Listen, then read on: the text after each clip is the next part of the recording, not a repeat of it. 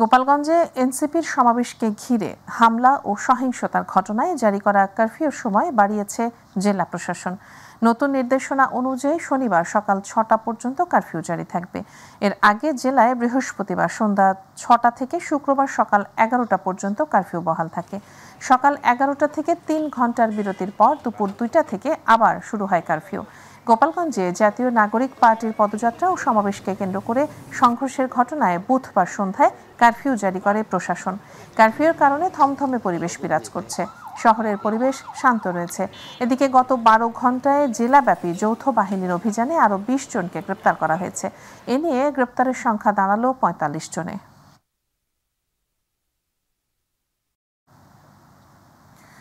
জাতীয় নাগরিক পার্টি এনসিপির সমাবেশকে কেন্দ্র করে গোপালগঞ্জে পুলিশের ওপর হামলা, গাড়ি ভাঙচুর ও আগুন দেওয়ার ঘটনায় নিষিদ্ধ ঘোষিত সংগঠন ছাত্রলীগের গোপালগঞ্জ জেলা শাখার সাধারণ সম্পাদক আতাউর রহমান পিয়াল সহ ৭৫ জনের নাম উল্লেখ ও ৪০০ জনকে অজ্ঞাত আসামি করে মামলা হয়েছে।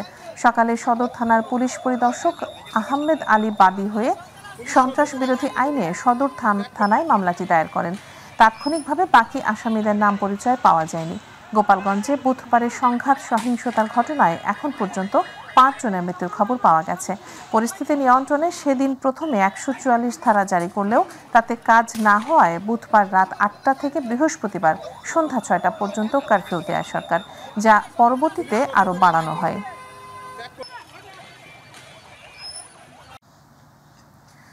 গোপালগঞ্জে যৌথ বাহিনীর বিশেষ অভিযানের অংশ হিসেবে নদী পথে টহল জোরদার করেছে কোস্টগার্ড ও নৌবাহিনী। কোস্টগার্ড মিডিয়া কর্মকর্তা লেফটেন্যান্ট কমান্ডার হারুন রশিদ এ তথ্য জানান। বলেন, সম্প্রতি গোপালগঞ্জে এনসিপি নেতৃবৃন্দের ওপর সংঘটিত হামলার প্রেক্ষিতে আইন শৃঙ্খলা পরিস্থিতি স্বাভাবিক রাখতে যৌথ বাহিনীর অভিযান অব্যাহত রয়েছে। এ ধারাবাহিক অভিযানের অংশ হিসেবে দুষ্কৃতিকারীরা নদী পথ ব্যবহার করে যেন পালিয়ে যেতে না পারে সে লক্ষ্যকে সামনে রেখে গোপালগঞ্জ জেলা নদী পথে বিশেষ টহল পরিচালনা করছে কোস্টগার্ড ও নৌবাহিনী সদস্যরা। নিরাপত্তা নিশ্চিত করতে যৌথ বাহিনীর সদস্যরা দিন-রাত টহল চালিয়ে যাচ্ছেন। সন্দেহভাজন নৌযান সমূহে তল্লাশি, যাত্রী পরিচয় যাচাই ও সন্দেহভাজন গতিবিধি পর্যবেক্ষণ করা হচ্ছে।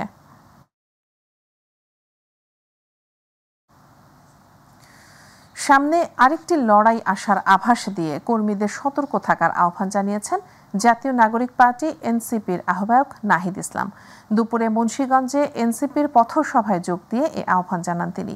নতুন বাংলাদেশ বিনির্মাণের লড়াইয়ে মুন্সিগঞ্জবাসীকে পাশে চান জানিয়ে নাহিদ বলেন, গোপালগঞ্জে হামলা হয়েছে, কিন্তু হামলা করে এনসিপিকে দমন করা যাবে না। মুন্সিগঞ্জের নদী ভাঙন, অবৈধ বালু দখল সহ নানা অনিয়ম বন্ধে কাজ করার আশ্বাস দেন এনসিপির এ আহ্বায়ক। পাড়া মহল্লায় প্রতিরোধ গড়ে তোলার আহ্বান জানিয়ে তিনি বলেন, ফ্যাসিবাদ ও মুজিববাদের বিরুদ্ধে লড়াই চলবে। আমাদেরকে দমন করা যাবে না।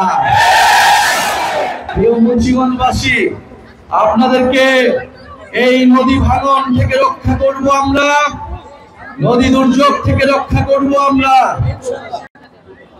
এই মুন্সিগঞ্জের হাজারো মানুষ প্রবাসে থাকেন, আমরা সেই প্রবাসীদের ভোটাধিকারের পক্ষে কথা বলছি। অনেকে বলছে প্রবাসীদের কোনো অবদান নাই, তারা কেন ভোট দিবে? প্রিয় মুন্সিগঞ্জবাসী, আপনারা আপনাদের পরিবারের সদস্য যারা রয়েছে প্রবাসে, তাদেরকে সচেতন এবং সরব হতে বলুন। প্রবাসীরা বাংলাদেশের অংশ, আমরা তাদের ভোটাধিকার নিশ্চিত করব। জুলাই আগস্ট গণ অভ্যুত্থানের স্মৃতি শুধু ইতিহাস নয়, তা হয়ে উঠেছে বাংলাদেশের জাতীয় চেতনার অবিচ্ছেদ্য এক অংশ। যতদিন বাংলাদেশ থাকবে ততদিন উচ্চারিত হবে জুলাই আন্দোলনের শহীদ, আহত ও সংগ্রামীদের নাম, এমনই মন্তব্য করেছেন যুব ক্রীড়া উপদেষ্টা এবং বৈষম্য বিরোধী আন্দোলনের অন্যতম নেতা আসিফ মাহমুদ। সকালে বাংলাদেশ চীন মৈত্রী সম্মেলন কেন্দ্রের সামনে অনুষ্ঠিত প্রতীকী ম্যারাথনে অংশ নিয়ে তিনি এসব কথা বলেন। ম্যারাথন শেষে বিজয়ীদের হাতে পুরস্কার তুলে দিয়ে এক আবেগঘন বক্তব্যে ক্রীড়া উপদেষ্টা বলেন, যতদিন বাংলাদেশের নাম থাকবে ততদিন উচ্চারিত হবে জুলাই আন্দোলনের শহীদ, আহত ও জুলাই যোদ্ধাদের নাম। এর নাম মুছে ফেলা যাবে না, কোনো ইতিহাস থেকে, কোনো ষড়যন্ত্র দিয়ে ঢাকা যাবে না। আমাদের জুলাই গণ অভ্যুত্থানে যারা শহীদ হয়েছেন, যারা লড়াই করেছেন, তাদের তো কোনো প্রাতিষ্ঠানিক আসলে ওই ট্রেনিং ছিল না এই লড়াই করার বা অস্ত্রের বিরুদ্ধে, লেথাল ওয়েপনের বিরুদ্ধে দাঁড়ানোর। কিন্তু তারা দেশপ্রেমের জায়গা থেকে, কমিটমেন্টের জায়গা থেকে বাংলাদেশকে স্বাধীন করার জন্য লড়াইটা করেছেন। বাংলাদেশ গড়ার লড়াইটাও একটা ম্যারাথনের মতো, যত কষ্টই হোক এটা আমাদেরকে শেষ করতে হবে, যত সময় লাগুক আমাদেরকে বাস্তবায়ন করতে হবে। তো এই ম্যারাথনটা এটা স্প্রিন্ট না যে 1 বছরের মধ্যে বা অন্তর্বর্তীকালীন সরকারি জুলাই গণঅভ্যুত্থানের সব শহীদদের স্বপ্নের বাংলাদেশ গড়ে দিয়ে যাবে। এটা একটা লাইফ লং লড়াই এবং এই লড়াইটা করার জন্য আমরা কমিটেড আছি, আমি কমিটেড আছি এবং এই লড়াইয়ে সারা জীবন আপনাদেরকে পাশে চাই এবং পাশে পাবো এই প্রত্যাশা।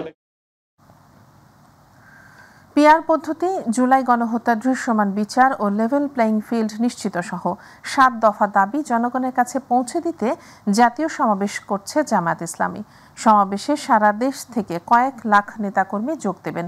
সোহরাওয়ার্দী উদ্যানে সমাবেশের স্থল পরিদর্শনে শেষে এমনটাই জানিয়েছেন দলটির সেক্রেটারি জেনারেল অধ্যাপক মিয়া গোলাম পরোয়ার। এ সময় তিনি জাতীয় সমাবেশ সফল করার লক্ষ্যে রাজধানীবাসীর কাছে সহযোগিতা চেয়েছেন। ইলিয়াস মাতবর জানাচ্ছেন বিস্তারিত। প্রায় 2 যুগ পর আগামীকাল সোহরাওয়ার্দী উদ্যানে জাতীয় সমাবেশ করতে যাচ্ছে বাংলাদেশ জামায়াত ইসলামী। বিকেলে সোহরাওয়ার্দী উদ্যানে সমাবেশ স্থল পরিদর্শন করেন জামায়াতের নেতারা। এ সময় জামায়াতের সেক্রেটারি জেনারেল অধ্যাপক মিয়া গোলাম পরোয়ার বলেন, দীর্ঘ সময় পর জামায়াতের এই আয়োজনে স্বতঃস্ফূর্তভাবে দেশের সব পর্যায়ের নেতাকর্মীরা অংশ নেবেন। চলো চলো ঢাকা চলো, এই সুর তুলে লক্ষ মানুষ ইনশাআল্লাহ আগামীকাল সকাল 10টার মধ্যেই রাজধানীর বিভিন্ন প্রবেশ পথ দিয়ে প্রবেশ করবে ইনশাআল্লাহ। জাতীয় সমাবেশের মাধ্যমে সরকার লেভেল প্লেইং ফিল্ড নিশ্চিত সহ 7 দফা দাবি মেনে নেওয়ার ব্যাপারে আশাবাদী জামায়াতের সেক্রেটারি জেনারেল। 7 দফা এবং আরও দফা জনগণের বাড়ছে, এই সমাবেশ যত এগিয়ে আসছে গণ দাবি তত বৃদ্ধি পাচ্ছে। সবই জাতীয় নেতৃবৃন্দ আগামীকাল এই সমাবেশ থেকে ইনশাআল্লাহ উচ্চকিত করবেন। আমরা রাজধানীবাসীর কাছেই সহযোগিতা চাই, দেশবাসীর কাছে দোয়া চাই। আপনারা মহান আল্লাহর কাছে হৃদয়ের সমস্ত আকুতি দিয়ে আপনারা একটু আল্লাহর কাছে দোয়া করবেন, আল্লাহ তাআলা যেন আমাদের এই দোয়া কবুল করেন। এদিকে সমাবেশকে কেন্দ্র করে ঢাকা মহানগরীর থানায় থানায় গণসংযোগ করেছে দলটির নেতাকর্মীরা। আমরা বিশ্বাস করি আগামীকালকে জাতীয় সমাবেশ সফল করার মধ্য দিয়ে নতুন বাংলাদেশের আরেকটি অধ্যায়ের সূচনা হবে ইনশাআল্লাহ। ইলিয়াস মাতবর, মাই টিভি, ঢাকা। দেশে জাতিসংঘ মানবাধিকার কার্যালয়ের একটি মিশন খোলার লক্ষ্যে 3 বছর মেয়াদী সমঝোতা স্মারক সই করেছে বাংলাদেশ ও HCHR। শুক্রবার বিকেলে বাংলাদেশ সরকারের পক্ষে পররাষ্ট্র সচিব আসাদ আলম সিয়াম এবং জাতিসংঘের মানবাধিকার বিষয়ক হাই কমিশনার ভলকার টার্ক সমঝোতা স্মারকে সই করেন। এর আগে ঢাকায় 3 বছরের জন্য জাতিসংঘের মানবাধিকার বিষয়ক হাই কমিশনারের কার্যালয়ের একটি মিশন স্থাপনের বিষয়ে চূড়ান্ত অনুমোদন দেয় উপদেষ্টা পরিষদ। প্রধান উপদেষ্টা অধ্যাপক মোহাম্মদ ইউনূসের সভাপতিত্বে বৃহস্পতিবার উপদেষ্টা পরিষদের 33তম বৈঠকে এ অনুমোদন দেওয়া হয়।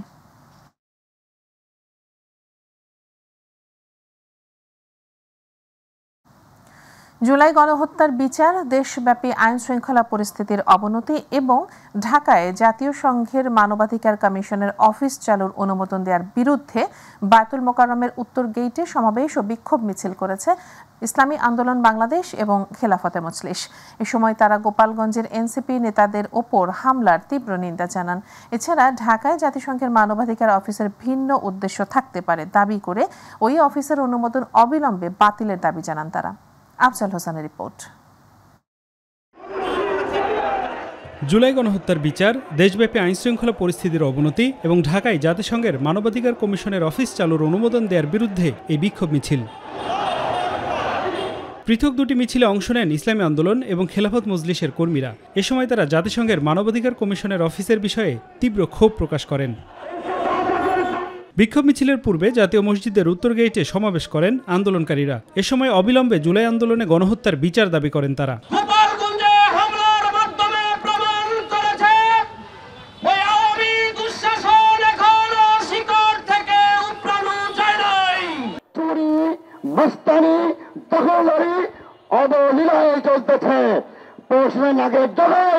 চিন্তা হচ্ছে, ধর্ষণ হচ্ছে, খুন হচ্ছে, আর চাঁদাবাজি হচ্ছে।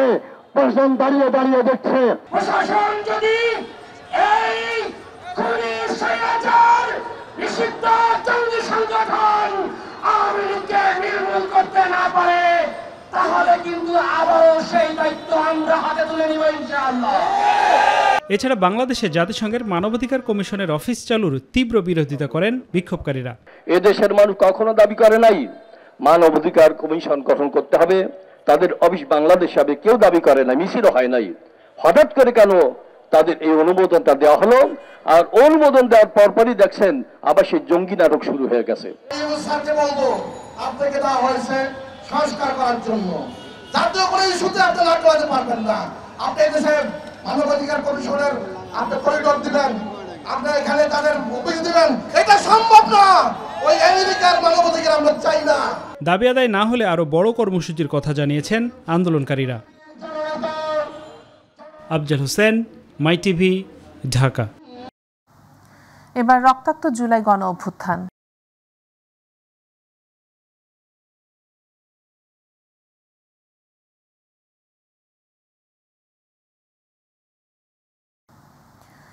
বৈষম্য বিরোধী ছাত্র আন্দোলন ঘোষিত কমপ্লিট শাটডাউন অর্থাৎ সর্বাত্মক অবরোধ কর্মসূচির প্রথম দিন ছিল গত 2024 সালের 18 জুলাই। সেদিন রাজধানী ঢাকা ছিল বৈষম্য বিরোধী ছাত্র আন্দোলনের বিক্ষোভে উত্তাল। সেদিন ছাত্র জনতার ওপর শেখ হাসিনার নির্দেশে শহরের অলিগলিতে ঝাঁপিয়ে পড়েছিল পেটোয়া বাহিনী ও আইন শৃঙ্খলা বাহিনী। সন্ধে নামার আগে উত্তরার আজমপুর এলাকায় ক্লান্ত শিক্ষার্থীদের মাঝে পানি বিতরণ করছিলেন সাহসী তরুণ মীর মাহফুজুর রহমান মুগ্ধ। তার কণ্ঠে ছিল, পানি লাগবে কারো, পানি। কিন্তু মুহূর্তেই একটি গুলি থামিয়ে দেয় তার স্বপ্ন, পরিবার, ভবিষ্যৎ সবকিছু। শহীদ মীর মুগ্ধর সেই আত্মত্যাগের ওপর দাঁড়িয়ে আজকের বাংলাদেশ। 18 জুলাই 2024-এ কোটা সংস্কার আন্দোলনে দেশ হারায় আরও এক বীর সন্তানকে। সেদিন দুপুরে ফারহান ফাইয়াজ তার বন্ধুদের সঙ্গে যোগ দিয়েছিলেন আন্দোলনে। হঠাৎ করেই পুলিশ ও সশস্ত্র ক্যাডারদের ধাওয়া পাল্টা ধাওয়ার মাঝে পড়ে যান তিনি। আর এ সময়ে গুলিবিদ্ধ হন ফাইয়াজ। এদিন দেশের বিভিন্ন স্থানে শহীদ হন আরও বেশ কয়েকজন ছাত্র ও জনতা।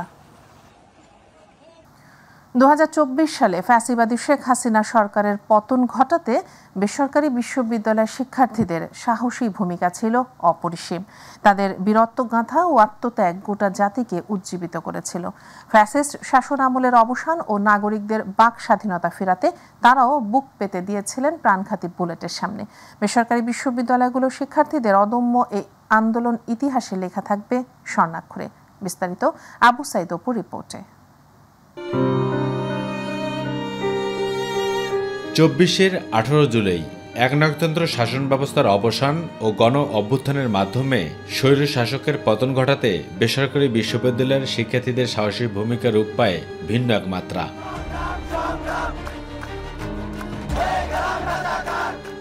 শেখ হাসিনার দীর্ঘ স্বৈরাচারী শাসনের পতন ঘটাতে দাবানলের মতো ছড়িয়ে পড়ে সারা দেশে।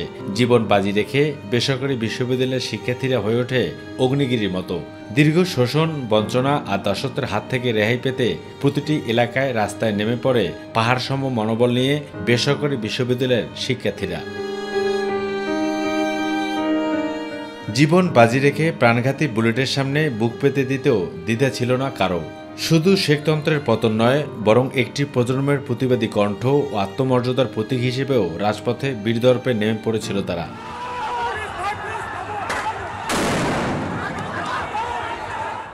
আমরা মোটামুটি 50 জনের মতন নামলাম।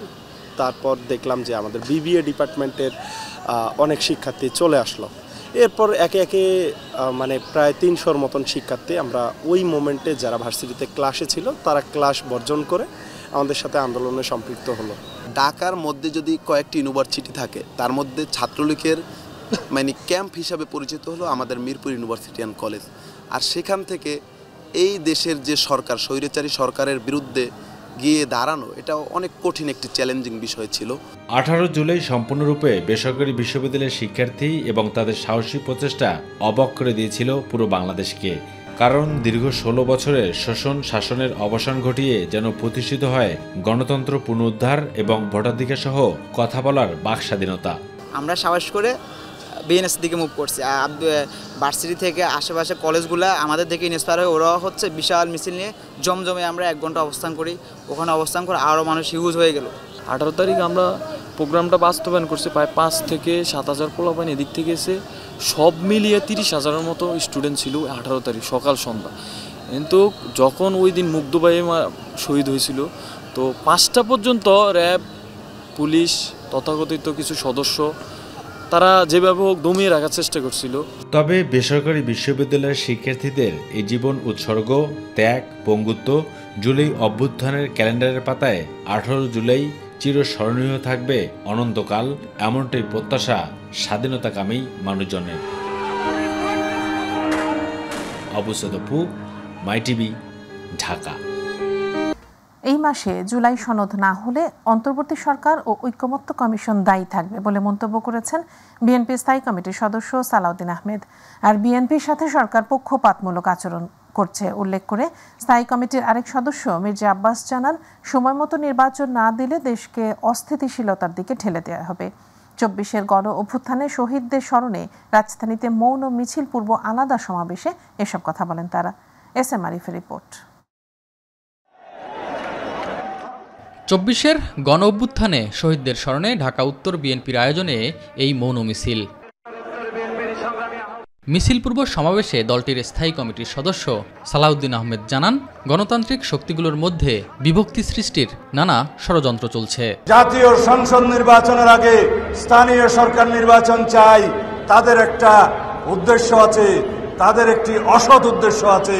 যদি জুলাইয়ের ভিতরে জুলাই সনদ অর্থাৎ জাতীয় সনদ প্রণীত না হয়, সেজন্য দায়ী থাকবে এই সংস্কার কমিশন, ঐক্য কমিশন এবং এই অন্তর্বর্তীকালীন সরকার। নয়াপল্টনে কেন্দ্রীয় কার্যালয়ে ঢাকা দক্ষিণ বিএনপির আয়োজনে মৌন মিছিল পূর্ব সমাবেশে দলটির স্থায়ী কমিটির সদস্য মির্জা আব্বাস জানান, বিএনপি ক্ষমতায় যাওয়ার জন্য পাগল নয়। বিএনপি ক্ষমতায় যাওয়ার জন্য পাগল হয় নাই।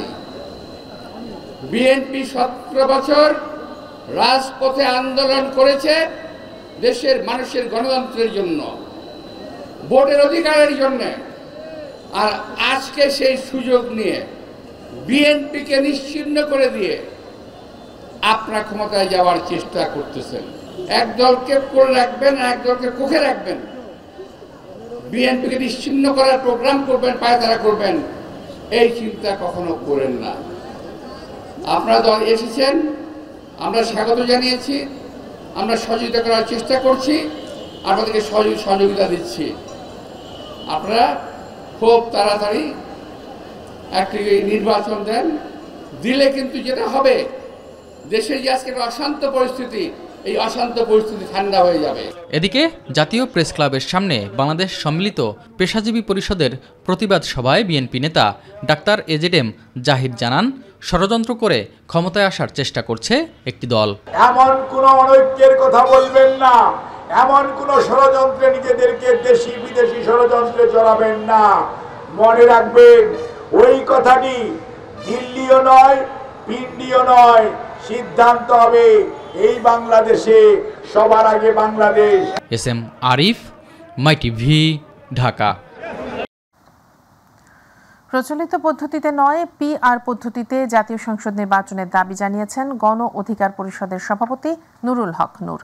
বেসরকারি বিশ্ববিদ্যালয় প্রতিরোধ স্মরণে রাজধানীর বাড্ডায় আয়োজিত গণসমাবেশে তিনি এ দাবি জানান। চাঁদাবাজি, দখলদারির বিরুদ্ধে কঠোর হুঁশিয়ারি দিয়ে রাজনৈতিক সমালোচনায় শালীন ভাষা ব্যবহারের আহ্বান জানান নূর। যারা এই সংস্কারের বিরোধিতা করবে তাদেরকে অভ্যুত্থান বিরোধী বলেও আখ্যা দেন গণ অধিকার পরিষদের সভাপতি।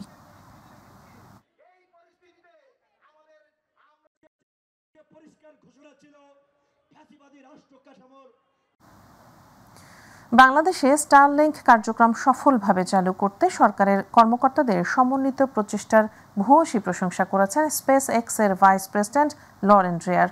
শুক্রবার রাষ্ট্রীয় অতিথি ভবন যমুনায় প্রধান উপদেষ্টা অধ্যাপক মোহাম্মদ ইউনূসের সঙ্গে এক বৈঠকে তিনি মন্তব্য করেন।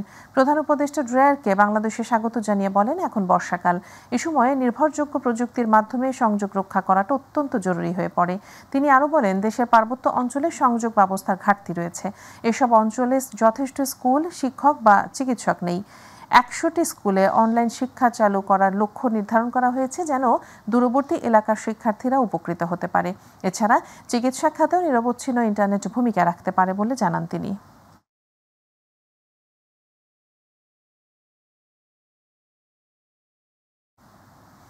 সরকারি তদারকি ও ব্যবস্থাপনায় রোজার মাস ও পরে কিছুদিন নিত্যপণ্যের বাজার স্থিতিশীল থাকলেও তা আবার লাগাম ছাড়া হয়ে যাচ্ছে বলে অভিযোগ করেছেন রাজধানীর ভোক্তারা।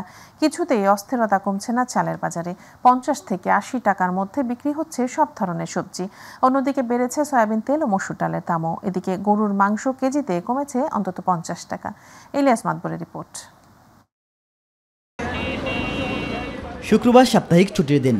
এদিন কর্মজীবী মানুষেরা তাদের পুরো সপ্তাহের বাজার করে থাকেন, তাই অন্য দিনের তুলনায় এই দিনে স্বাভাবিকভাবে বাজারে ভিড় কিছুটা বেশি দেখা যায়। রাজধানীর কারওয়ান বাজারে ঘুরে দেখা যায় সব ধরনের সবজি কেজিতে 10 থেকে 20 টাকা পর্যন্ত বেড়েছে। সবজির দাম কিছুদিন একই রকম আছে, একটু অল্প ওঠানামা করে, কিন্তু যেমন কাঁচামরিচ বা মাছ এইগুলো ধরার সর বাইরে, টমেটো। তারপরও গত বছরে তো অনেকটা নিয়ন্ত্রণে আছে, তার তরকারিটা মোটামুটি আছে। কিছু দাম মালের দাম কিছুটা বাড়ছে, যার মরিচ এখন তো বর্ষার সিজন কিছুটা বাড়ছে। টানা বৃষ্টি ও বর্ষাকাল হওয়ার কারণে বাজারে সবজির দাম কিছুটা বাড়তি, এমনটি বলছেন বিক্রেতারা। টানা 3-4 দিন বৃষ্টির এখন বর্ষাকাল চলছে, সেই কারণে সবজিগুলো বেশি, কারণ নিচু এলাকার সবজিগুলো নষ্ট হয়ে গেছে, উঁচু এলাকার সবজি অল্প অল্প আসে দেখা এগুলো দাম বেশি। ক্রেতা আপনার সব সবজি গেছে সপ্তাহ থেকে এই সপ্তাহে 20 থেকে 30 টাকা বেশি। এদিকে অধিকাংশ মুদি পণ্যের দাম স্বাভাবিক অবস্থা থাকলেও বেড়েছে ডাল ও তেলের দাম। এখন রাজনীতির সহিংসতা, এখন আপনার সয়াবিন তেলের দাম, মুসুর ডাল 1 কেজিতে বাড়ছে 10 থেকে 12 টাকা। 125 টাকা ছিল, সেটা এখন 138 টাকা হয়ে গেছে পাইকারি, এবং সয়াবিন তেলও 5 থেকে 6 টাকা লিটারে বাড়াই দিয়েছে। এখন চাঁদের মৌসুম হওয়ার পরও দিন দিন দাম বেড়ে চলছে অভিযোগ করে সরকারের সঠিক মনিটরিংয়ের আহ্বান বিক্রেতাদের। চালের বাজার তো বেশি, ঈদের আগে যা ছিল ঈদের পরের দিকে যে বাড়তে আসে, কমতির দিকে নাই। এখন তো সিজন, এখন তো বাড়ার কথা না। এই কর্পোরেট কোম্পানিগুলো যদি মিনিপ্যাকই থাকে, বিগ প্যাক মানে অনুমোদন না দেয়, তাহলে দামটা অনিবার্য কমবে। তবে এটা যদি তদন্ত করে জিনিসগুলা খতিয়ে বের করে যদি এর কোনো ব্যবস্থা নেয়, তাহলে মনে হয় যে মানে চালের দামটা আপনার দ্রুত কমে আসবে। বাজারে ব্রয়লার মুরগি 150, সোনালী মুরগি কেজি 280 টাকা দরে বিক্রি হচ্ছে। অন্যদিকে খাসির মাংসের দাম আগের মতো থাকলেও গরুর মাংস কেজিতে 50 টাকা কমে বিক্রি হচ্ছে 750 টাকা। ইলিয়াস মাতবর, মাই টিভি, ঢাকা।